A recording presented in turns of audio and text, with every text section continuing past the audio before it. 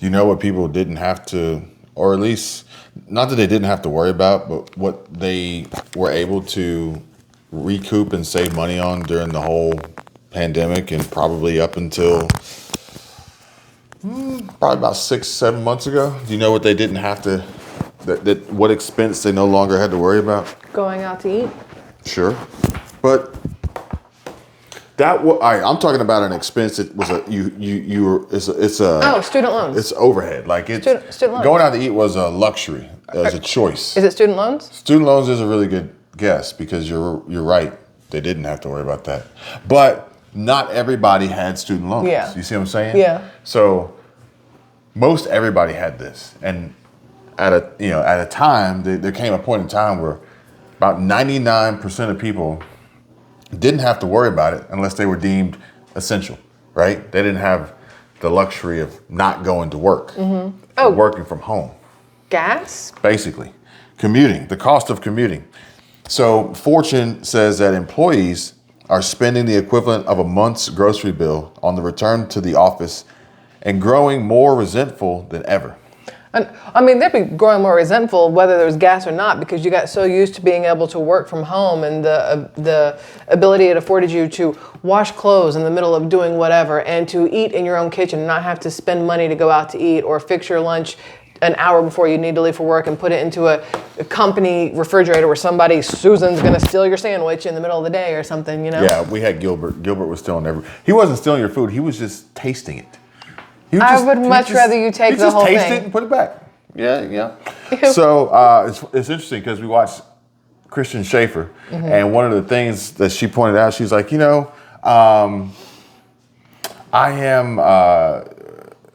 she's happy to live in a van because she's home all the time, and if she's on a shoot, she's still home, and she doesn't have to travel back and forth to some of these remote and desolate areas and locations for the shoot because her house is right there. And if she is going out with friends and she doesn't bring a coat and it's too cold, she just goes back to the van and she's got everything in there, which was also a problem when the van had to be rebuilt because everything was in there. Now you're homeless for weirdly. I'm surprised that she was able to pull that off the way she did and getting it repaired. This video, she was actually house sitting or pet sitting that afforded her a house, basically came with the pets. So if you did run full-time van life, then you could theoretically get access to some pretty cool spots and get paid to do it watching people's pets, which is crazy. I know what we can do when we want to retire, or I don't know if the word retire is correct because, once the kid's out, we could just do that. We can make friends all over the country and just go pet sit for them. But, some people at that time moved. For instance, however many people moved to Florida. And if you haven't seen our most recent video on my channel, Kevin247, about the worst part about living in Florida, then go check it out after this one. And make sure you stay and watch until the end. You'll be pleasantly surprised. So, some people relocated and moved. I work in, let's just say somewhere you wouldn't want to live, Chicago. I work in Chicago. I don't have to go into the office anymore. And so I'm going to move to Florida, not because of the crime, but because I'm tired of winter. I'm tired of, everybody says Florida only has like 2 or 3 seasons, 2.5 seasons, but I'd have to think that Chicago's probably, like summer in Chicago is probably like a week long. And then you're back to snow, Yeah. I'm exaggerating, obviously. But some people relocated and had to return to work, but they live in a completely different state now. So now they got to decide if they're going to go back to work, which would mean they'd have to sell what they've got and move back and buy something more expensive or it costs more because the interest rates are higher, or find a new job where you live. Yeah. I would probably go for finding a new job where you live, unless, of course, the job you have pays like a ridiculous amount of money. I'd be willing to bet that if you had the ability to work remotely and you decided to move, you probably got paid pretty good. I was going to say the same thing. Yeah. So, so these are all expenses that people didn't have to worry about. And now that they have to return back to work, they rear their ugly head again. And it almost feels like a slap in the face because employees are spending the equivalent of a month's grocery bill on the return to the office and growing more resentful than ever. But not only are they having to incur this cost again, but the time from which they stopped having to have this overhead expense to picking it back up, it didn't pick back up where it left off. No, it picked back up a little more expensive. A lot more expensive. Yeah. So that is adding insult to injury. And the teaser clip here on the article says, and I don't know how true this is, that's why I need you to chime in here. The average employee returning to the office spends $561 a month. That's the average two-person household's grocery bill in the US for the entire month. $561 for two people? Does that sound right? For groceries? Yeah, if they're eating the FDA recommended portion sizes and the smaller amount of protein and more carbs and whatever. What should that number really be? It really should be closer to 300, but because of inflation, for 2 people? Because of inflation, we're at 5 something. But I think that if you're eating for actual nutrients, you're probably closer to 7 to get the proteins, because proteins are extremely expensive right now. Despite the benefit of remote work for employees, many organizations are abandoning it in favor of returning to the office full-time or part-time in a hybrid model. A recent survey from BetterUp shows that the number of primarily remote roles has been cut in half, and 1 out of 4 organizations cite improved connection and culture as the business rationale behind mandated office returns. However, our research found that returning to an office often is a major disruption to one's routine, foundational work, and overall life experience. We surveyed 1,400 full-time U.S. employees who were mandated to return to in-office work and found that they had higher burnout, stress, and turnover intentions. They also had lower trust in their organization, engagement, and productivity levels. Our results indicate that if the return to office transition is not handled with a high level of humanity, sensitivity, and empathy, workplace culture suffers and the workforce's sense of belonging plummets. Well, people forget that the 40-hour work week was designed by Henry Ford, and then also it was designed when women stayed home and men went to work. So you still had somebody taking care of the kids, somebody taking care of the house. Now you have both parents working 40 hours a week, and daycare is taking care of the kids, nobody taking care of the house, everybody running ragged. So either things have to go back to what they were, or this is... Also, at that time, the commute was probably shorter. Yeah. Traffic was probably lighter. And even if the commute was further, traffic was still lighter. Yeah. And also, when you were done with work, you were done with work. Yeah. They weren't calling you. Yeah, now texting you and emailing you. Never ending. But the return to office and creating a sense of distrust. Makes sense, because most people who were working didn't expect the world to go to hell in a handbasket. Lower trust. So it's like employers to start laying people off and everything. Yeah, but it's like, I've been doing my job better than ever, but we need you to come back. Why? Why? You don't trust me? Yeah. You don't trust me? So we also found that RTO results in pressure on employees' flexibility, time, and even bank accounts. And if you're struggling to adjust to a mandated return to the office, know that you're not alone. So if you work from home, but were able to get your work done and also more through some side hustle, some extra business you were able to run, now you're not going to be able to. So that's going to be even, that's insult to injury on top of the return to office commuting costs, vehicle maintenance, and wear items and everything. So, tolls, the HOV lanes that they want to charge you for. So let's think about it like this. When we were corporate America in Atlanta, it would take you anywhere from 1 to 2 hours, depending on Atlanta traffic, to go to work, and then the same amount of time to come back home from work. And that is anywhere from 2 to 4 hours a day that you were losing. And then when you got to stay home, and when people got to stay home, that was 2 to 4 hours a day they gained. So that was time for themselves, time for with their spouse, with their children, to have an extra side hustle, to keep the home clean, to do all these different things, take up sewing, crocheting, whatever. And now you've got to give those 2 to 4 hours back to an employer for no apparent reason. Absolutely no apparent reason. Watch YouTube for an hour a week and make $1,000. Oh yeah, that too. So there are benefits that come from working in person. For example, research BetterUp has done in partnership with the University of California, Riverside found increased life satisfaction and social connectedness as benefits of in-person interaction over technology-mediated interaction. I don't know. Yeah. It depends on who you work with, depends on your Yeah. personality, depends on a lot of things. Yeah. While it seems intuitive that people, because some people, it was like you didn't work together. You were just in an office, but you didn't work together. You were in a cubicle or whatever. Yeah. It's like, but while it seems intuitive that people form better working relationships in person, poorly communicated and implemented return to office mandates breed resentment towards employers.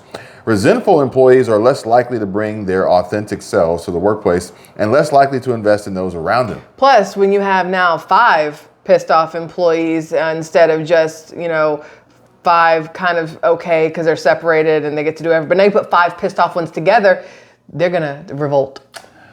We've made plenty of friends virtually. Yeah. It is, you're going to feel the vibe. Yeah.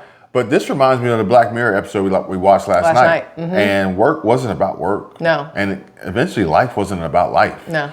It was about faking it in order to get likes and rank up, which essentially is, you got to go back to the office and kiss ass. Mm-hmm. While it seems intuitive, the most challenging aspect of returning to the office is the commute. This isn't surprising because commutes of only 30 minutes are linked to higher stress and anger, while 45 minutes or more is linked to poorer overall well-being, daily mood, and health. Mm-hmm. Nobody ever gets home after sitting in traffic for an hour and walks through the door smiling and happy. Not a single person. And if you do, you're probably a sociopath. Oh no, absolutely. Like running 22 miles with no music. Philip, I don't know how you do that. What is surprising is the second most challenging aspect of returning to work, the loss of flexibility to switch between work and home tasks, like the side hustles I was talking about. Mm-hmm. For things like accepting a delivery or switching over the laundry between meetings, in a time-starved world, even the smallest time savings can be very important as people attempt to do it all. I mean, heck, now working from home, get up in the morning, have tea, do research, read, watch Once Upon a Time, because that's what I'm on right now on Hulu, and then get ready, start a load of laundry, get the kid up, get her lunch, get her ready, take her to school, come back, put the clothes in the dryer, fix the food. And then, it's constant movement. But if I had to be in an office, there's so many things that would never get done or would just take longer to get done because you don't have that same flexibility. You could get it done. It would just cost you. Yeah. It would cost you time and or money. Yeah. And the time you don't necessarily have, so you have to trade that time for money. And the money a lot of people don't have, so. But, it's like, need to hire a maid or some sort of meal service or whatever it would be, you'd have to do that. While some leaders might read this and think, aha, I knew people were multitasking when they should be working. The truth is that remote work is actually a net gain for the organization. Research has found that people in remote work give more total hours to the company. I would think the same thing. See, the problem is they want you working. But if you're productive and you're getting the job done, if not above and beyond, why does it matter that you're busy? If you have 5 tasks to complete between 9 to 5 and you literally can get all 5 tasks done by noon, why do you then still have to sit there from 12 to 5 for what? When you could be doing something completely different because you've already got your tasks done. And it's not like you're half-assing them. If you're doing them to... This is why working for someone sucks. Yeah, there's that. And there's a commercial floating around on TV or on YouTube, and the guy goes, yeah, I know it only took me 10 minutes to make the repair and fix your problem, but it took me 30 years to get to that point. Mm-hmm. That guy doesn't need to be somewhere sitting around like, oh, you need to be busy. Mm-mm. No, he's efficient. He's effective. So what I used to do when I was in corporate America, I had people I managed. And I would say to them, you can work 8 to 5 and you can take an hour lunch in the middle, or you can work 8 to 4 and not take an hour lunch. Those are your options. I'm going to let you choose what you want, because to me, forcing somebody to take an hour lunch when they didn't want to just to make them stay until 5 didn't make sense. I've never understood that mandated lunch break. And if you're an employer and you're looking at the employee and saying, oh, I knew they were multitasking. Well, if you're paying them to do a job and they're doing it and you had no clue otherwise, and then you find out that they were multitasking, perhaps maybe you should promote them. Yeah, because obviously they can do more than one thing. Perhaps maybe you should promote them to a higher level, offset whatever they were doing with compensation and benefit your own business. Mm-hmm. But either way, these businesses are getting much leaner. And it says that the remote work is actually a net gain for the organization. Now, granted, it's not entirely remote, but we went and bought a hat yesterday. You know what I was just thinking about? I wonder if when people worked remote, were companies allowed to pause workman's comp or pause certain insurance things because those people... It's based on payroll. So whether they were in the office or not wouldn't matter? Okay. If you got the payroll, it doesn't matter. It's based on payroll. Okay. So we went and bought a hat yesterday. Hashtag not sponsored, but Lids, hit me up. And It depends on what you're about to say. and we bought this hat. It's literally the same hat. No, it's not the same hat. But this one's much redder. It is. This one's kind of orange now that I think about it. So was the Hurley one was a little bit red. Interesting. I mean, a little bit orange, and then the Nike one was red. So I realized yesterday on our beach walk, I was sweating profusely, and I didn't want to get a sweat band on this hat, even though I could buy another one. This one's kind of special. So I was like, let me buy a new hat, and I'll sweat this one out. So we went and bought a new hat. This hat was unbelievably expensive. I'm not going to talk about that. But the process, the transaction, there was no cash register. Nope, there was just a tablet. There was a float. It was like a removable island and a tablet. Mm-hmm. That was it. Mm-hmm. And an employee. There was an employee, but I'd be willing to bet at some point they can make a hat vending machine store and get to the point of this being a net gain for the organization. Yeah. A net gain for the organization. You got a hat vending machine store where you walk in and there's a way to secure the inventory, but also assist the customer by way of a Zoom call of some sort. And hey, how's it going? Do you need any help? Like you walk in, didn't get that yesterday. You walk in. Let's just say this is the business model, and this is going to happen. I promise you, this is going to happen. And it sends an alert like Uber. It sends an alert to the drivers activated like Walmart Spark, DoorDash, whatever. It sends an alert. Whoever captures that ticket first gets it. So you have 10 people all spread out around the country, and whoever gets the ding first and jumps on it will be that associate for the store standing on the virtual machine saying, do you need any help? Do you have any questions? And then they can do that. And when they want to buy their hat, they just go to the thing and they do the transaction much like we did because there's no register. And that's pretty much it. Now returns would be hard to do.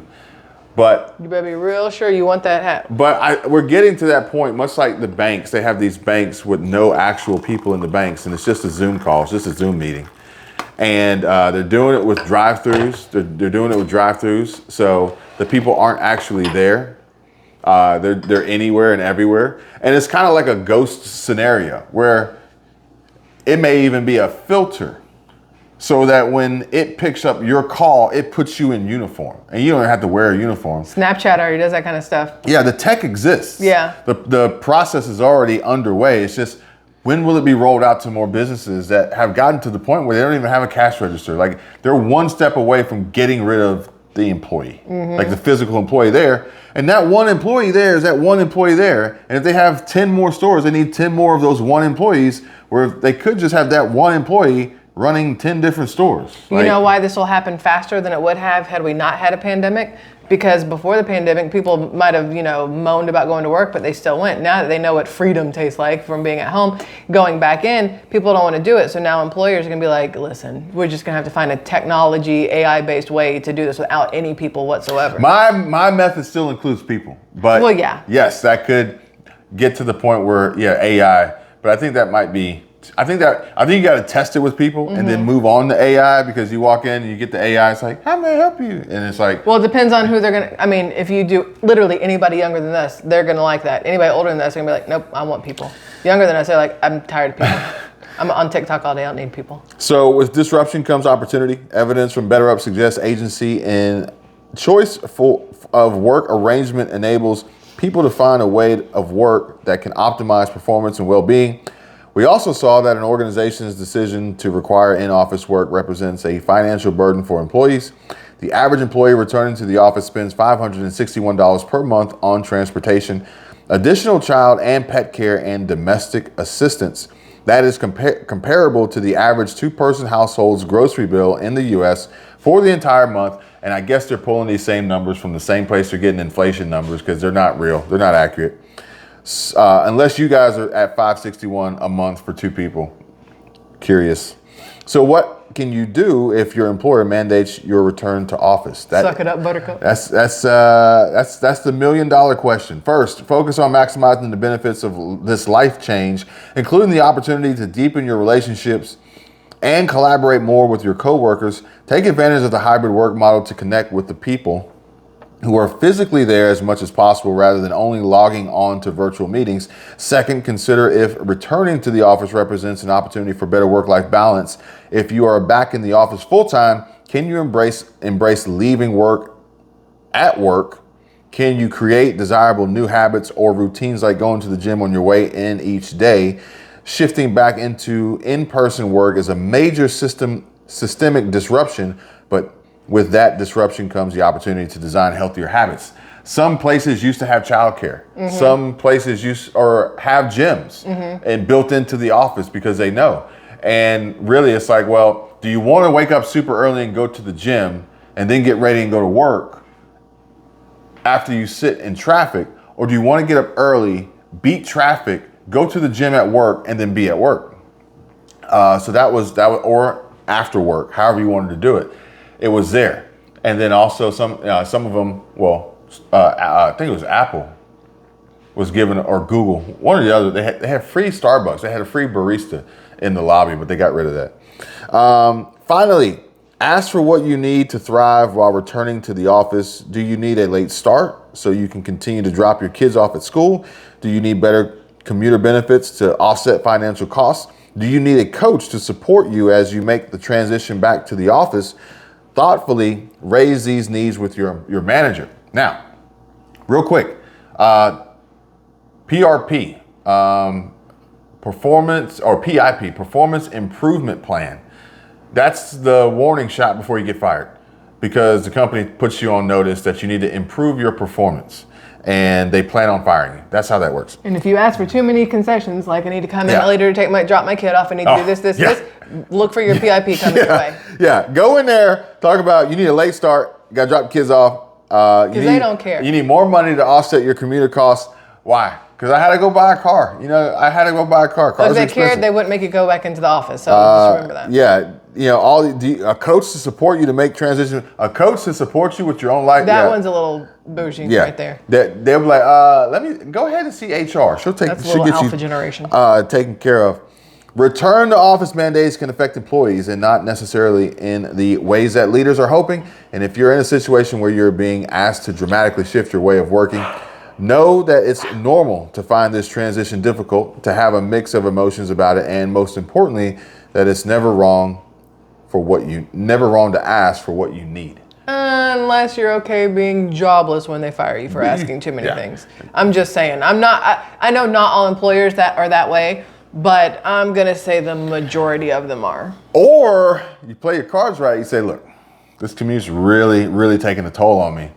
I need a helicopter. I read this Fortune article. It said it's never wrong to ask for what you need. I need a helicopter. And they'll say, we can't get you a helicopter. And then they offer you something else. Whatever else they offer you besides that, Schwinn. It's a win. Thanks for watching. Smash the like button. Subscribe. Okay, bye.